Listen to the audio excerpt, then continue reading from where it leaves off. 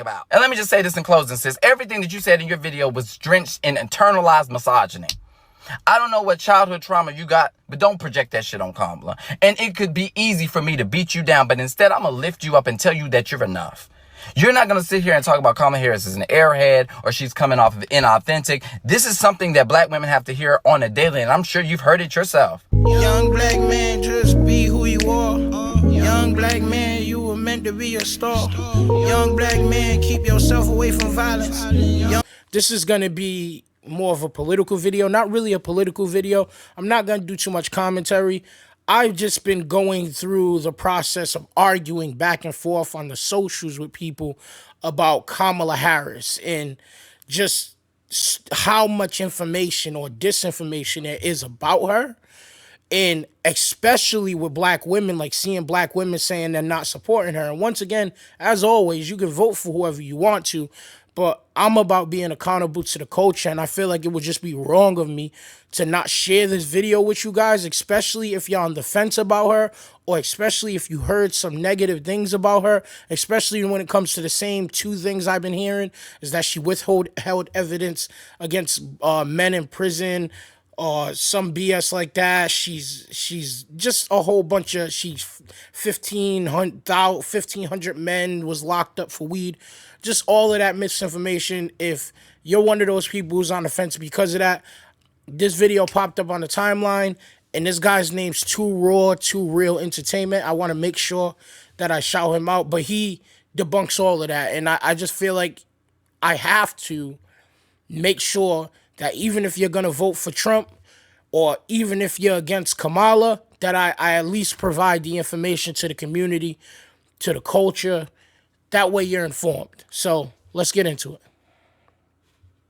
Ms. Kimberly Foster, I'm going to grant you grace today, and I'm going to ask you and allow you to retract your video and your statements on Vice President Kamala Harris, because respectfully, you do not know what the hell you're talking about. Problem with Kamala Harris is that she was trying to, in 2020, run so far away from being the top cop, being the prosecutor, that she was trying to fit herself into a mold that she just doesn't fit into. She's hardline, she's hardcore, she's tough on crime. No disrespect, sis, but what the hell are you talking about? Kamala Harris was one of the most progressive prosecutors of her time. She created the first of the nation reentry program called Back on Track, which worked with low-level offenders to get them out of prison, give them an education, give them job wellness classes, credit building classes, gave them education rather than incarceration, and expunged their records after the fact so it wouldn't be a barrier for them to get a job. Like, this is the stuff that's confusing the hell out of me. And while everybody's sitting here talking about she was tough on crime, they said that she was soft on crime. She called it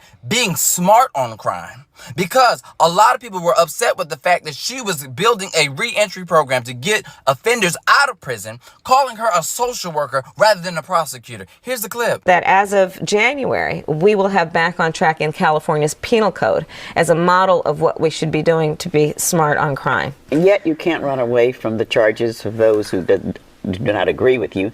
They call it soft on crime, that you can't be a social worker as a prosecutor. And then you're going to say she was trying to shy away from her being a prosecutor. Have you never heard of justice on the ballot? I believe that in 2020, justice is on the ballot. When in America, there is a father who is holding down 2 jobs and paying more taxes than the richest 400 families in America, economic justice is on the ballot. When in America, there is a mother who is in a parking lot of a hospital, afraid to walk through the sliding glass doors to get into the emergency room with her child, because she knows if she walks through those sliding glass doors, she'll be out of pocket a $4,000 deductible. Healthcare justice is on the ballot. And since we're talking about justice on the ballot, a lot of these issues and initiatives have actually been addressed by the Biden-Harris administration. When it comes to economic justice, we got student loan debt forgiveness, we got the child tax credit. And then when we're talking about healthcare justice, let's not forget the fact that now, thanks to the Biden-Harris administration, they cannot report to the credit bureau your medical debt. Then you said that she was over here trying to appeal to the people during the George Floyd riots. However, she helped co-author and co-sponsor the George Floyd Justice and Policing Act in June, before she was even on the damn ticket with joke. But I gotta add more to this, because there's more to Kamala Harris than just re-entry and low-level offenders. We have to talk about the fact that Kamala Harris tackled sex trafficking, particularly when it comes to young black women and young trans women. Y'all do not understand that Kamala Harris created one of the first in the nation child protective bureaus that focused on protecting the children and not charging them for child prostitution when they were being sex trafficked. They were victims. She gave them access to safe houses. And if you don't believe me, ask black activist Latifah Simon, who was there. Because really our call was to not decriminalize quote unquote prostitution, but stop the district attorney's office for charging children who are being bought and sold on the streets for prostitution. They're children and they're being bought and sold. And when she told me that that was her goal too, I was like, oh, well, we can rock. And then I met her and I was like, okay, all right, sister. We come to this meeting, and this woman that I was working with, who had to be 15, 16 at the time, who had just literally days earlier been savagely raped, gang raped. And I needed her to be in this space, this first task force meeting. Kamala met us, and for somehow I guess because she had been working with young women who had been victims for so long, without knowing the sister's story, and the sister had deep chocolate brown skin, and she had cut off her hair after her rape, so she had this very short, beautiful afro. She looked at Helen, cupped her face, and said, "Baby, I'm glad that you're here." And something about that moment, I was like, oh, we gonna rock together. You know what? Because I ain't never seen nobody like you do this work here. Sis, what are you talking about? Kamala Harris went from pillar to post as AG, standing up even against when people voted for Proposition 8. She stood up for marriage equality, even to where it equates to what she's doing right now with codifying marriage equality with the Respect for Marriage Act. And since we're on LGBT issues, did you know that Kamala Harris worked to end the gay and trans panic defense? And for those who don't know what the fuck that is, this was an excuse that was done by defense attorneys that basically said that it gave their client the right to harm somebody or take the life of somebody who was either gay or trans because they were in sticker shock that they found that this person was trans or this person was gay. That gave them the authority to take away somebody's life. Kamala ended that shit. And since we're at it, let's just go ahead and debunk all the shit. There was some lie that said Kamala Harris locked up 1,500 people, knowing damn well that most of marijuana charges are handled by lower level attorneys. But even with that being so, if you look at the data and the trajectory, marijuana emissions decreased under Kamala Harris's tenure.